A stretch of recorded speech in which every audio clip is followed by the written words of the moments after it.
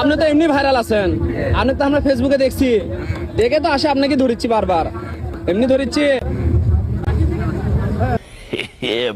কবে আসছেন আপনি? কোন জায়গার? আমি চুয়াডাঙ্গা। আরে এটি এরা চুয়াডাঙ্গা ডিস্ট্রিক্টে বর্ডারের অঞ্চলের একবারে খাঁটি, চার কাটা করে একবারে খাঁটিটা তো খাঁটি, একদম অরিজিনাল। समझ रहे हो आप? 2 টান মারলে কাম হবে?